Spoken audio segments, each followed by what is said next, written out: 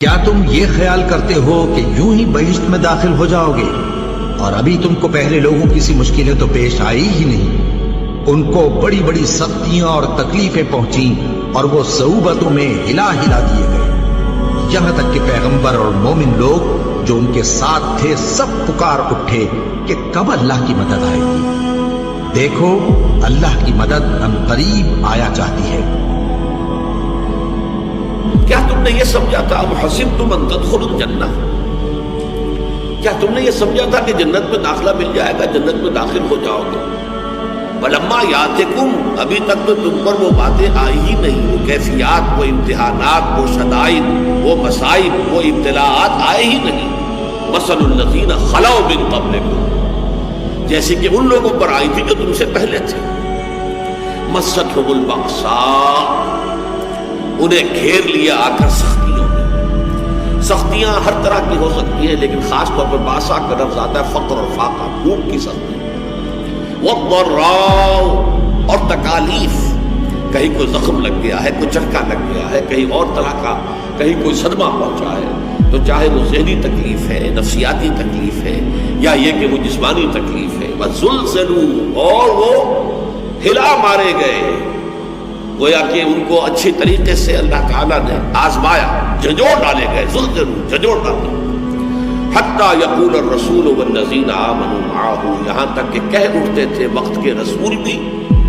اور ان کے وہ لوگ بھی جو ان کے ساتھ ایمان لائے تھے، متی نصر اللہ، اللہ کی مدد کب آئے گی؟ الا ان نصر اللہ قریب، تب انہیں یہ نوید سنائی جاتی تھی، نوید جانفزا، یہ خوشخبری کہ اللہ کی مدد قریب۔ وہ دور وہ تھا جبکہ فزیکل پرسیکیوشن شدت اختیار کر رہی تھی، مارا جا رہا تھا، پیٹا جا رہا تھا، غلاموں کو خاص طور پر حضرت بلال پر جو بیت رہی تھی باپ کے علم میں ہے، حضرت خباب بن الارت کو دیکھتے ہوئے گاروں کے اوپر لٹا دیا گیا، حضرت یاسر، حضرت سمیہ رضی اللہ تعالیٰ عنہما کو جو شہید ہی کر دیا گیا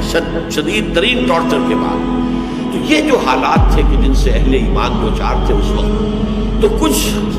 لوگوں کے دلوں میں اضطراب پیدا ہو گیا، ارتعاش سا پیدا ہو گیا ان کے اعصاب میں، اور حضور کے پاس حاضر ہوئے۔ یہ بخاری شریف کی روایت ہے، اور اس کی راوی کون ہے؟ خباب بن الارت، جن کے ساتھ وہ واقعہ پیش آیا تھا کہ ننگی پیٹھ انہیں دہکتے ہوئے غاروں پر لٹایا گیا تھا، کہ وہ پیٹھ کی کھال جلی اور اس کی چربی پگھلی تو اس سے وہ انگارے ٹھنڈے ہوئے۔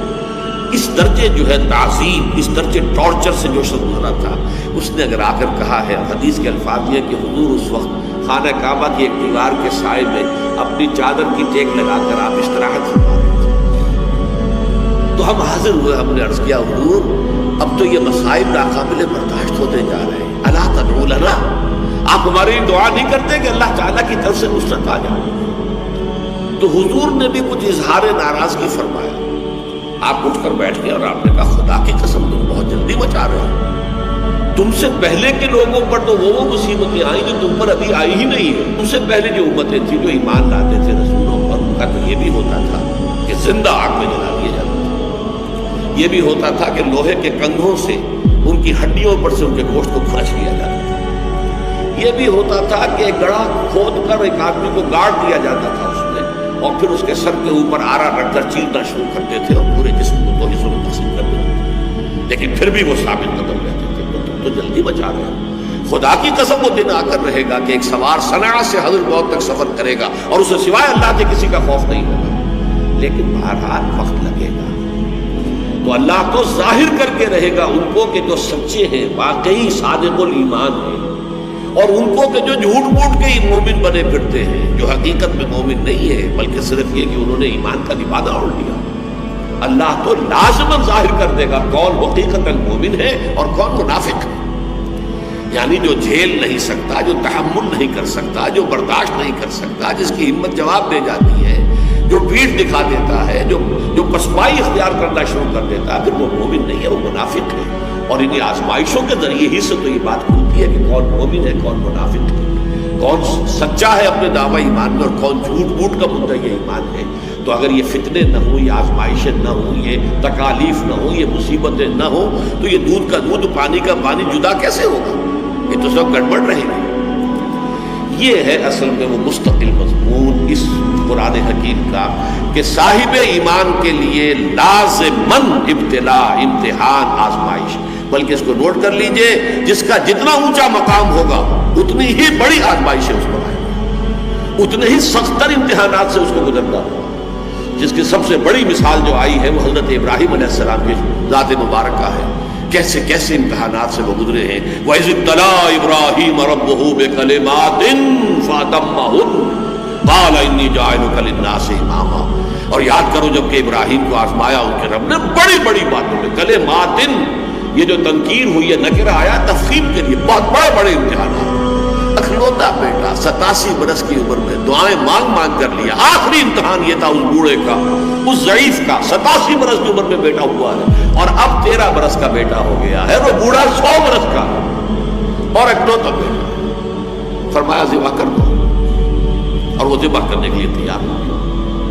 یا ابراہیم قد صدقت الرؤیا انا کذالک نجزی المحسنین، گویا کہ ممتحن جو ہے اس کی بس ہو گئی ہے، جس کا امتحان لیا جا رہا تھا وہ یہاں بھی پیچھے نہیں ہٹا، آخری جو ہے ممتحن کو کہنا پڑا ہے اے ابراہیم بس کرو، بس ہمارا امتحان پورا۔ تو یہ امتحان اور آزمائش جو ہے یہ گویا کہ سنت اللہ ہے، یہ اللہ کا قانون ہے، اور اس میں جو جتنا اوپر جائے گا اتنے ہی سخت سے سخت تر امتحانات جو ہیں ان سے سابقہ پیش آئے گا۔ یہ گویا کہ اس نے رول، یہ قانون ہے۔